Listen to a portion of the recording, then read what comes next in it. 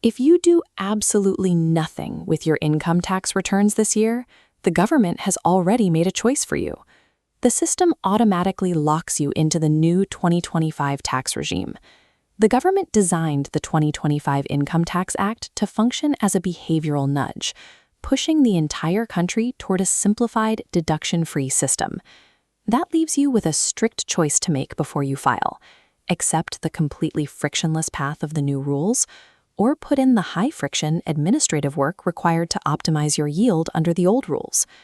But you need to understand that just because the new regime is the government's preferred default, that does not mean it leaves the most money in your bank account. If you are an aggressive investor, or you pay significant rent, or you have a home loan, silently accepting this new default is effectively paying a hidden convenience tax.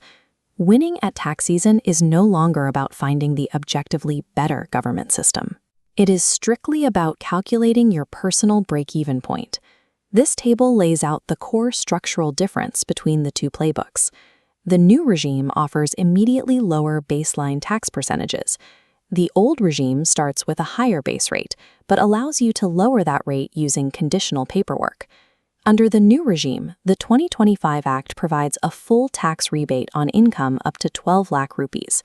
By combining that rebate with the $75,000 standard deduction, the system creates a total tax-free window of 12.75 lakh rupees for anyone who avoids extra investments. The trade-off for that simplicity is severe. To get those low upfront rates, you surrender your ability to use your monthly rent or your existing mutual funds to shield your income in the higher tax brackets. Opting back into the old regime gives you the exact opposite strategy. You regain access to over 70 specific exemptions, allowing you to build a highly customized, itemized shield against the IRS.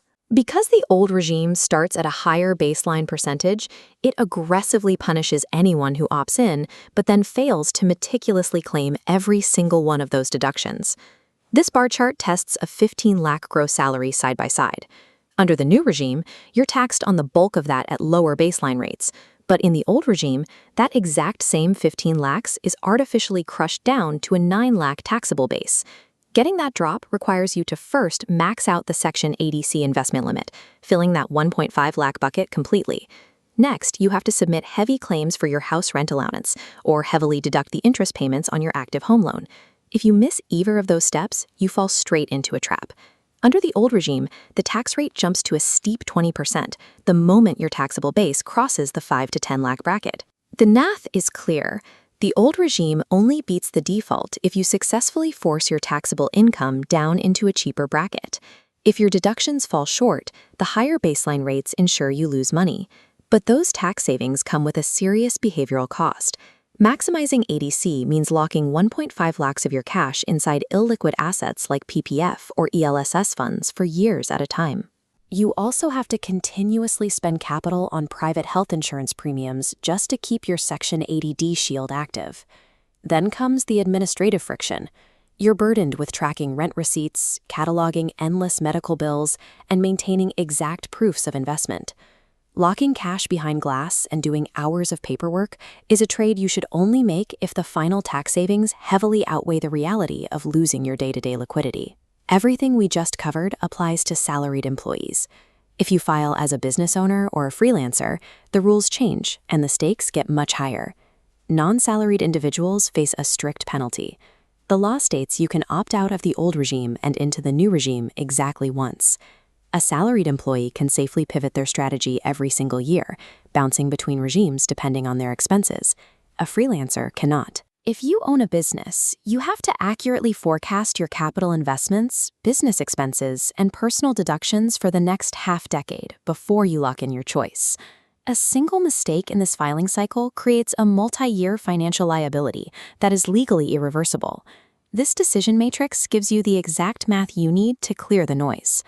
We solve this by looking at one definitive threshold, 3.75 lakhs in deductions. Step 1. Look at your gross income. If it is below 12.75 lakhs, stop calculating. The combination of the rebate and standard deduction already makes you tax-free under the new regime. To find the break-even point for higher earners, we calculate the tax gap between the two systems. The lower rates of the new regime give you a built-in discount. Matching that discount in the old regime requires you to use enough deductions to outweigh the higher base rates. For most taxpayers, the tax gap closes exactly at 3.75 lakhs. If your total deductions fall short of this number, the new regime wins. If you cross that threshold, the old regime is the more profitable choice. That 3.75 lakh rupee number is the result of the battle between baseline rates and custom deductions.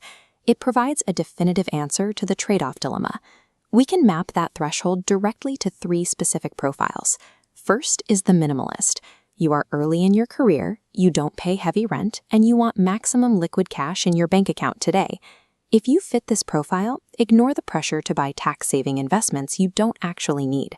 Stick to the frictionless new regime default and keep your cash accessible. Second is the optimizer. You pay high rent or a mortgage and reliably max out your ADC and health insurance limits every year. For you, the administrative friction is highly profitable. You are easily clearing the 3.75 lakh rupee threshold, making the old regime the clear data-backed choice. Third is the business owner. You must model your exact business trajectory 5 years out before you commit to pulling that irreversible lever. Drop your current income tier and your biggest monthly expense in the comments, and we'll point you toward the right side of the threshold. And hit subscribe, because next week we are doing a tactical, screen-by-screen guide on exactly how to file that ITR once you make your choice.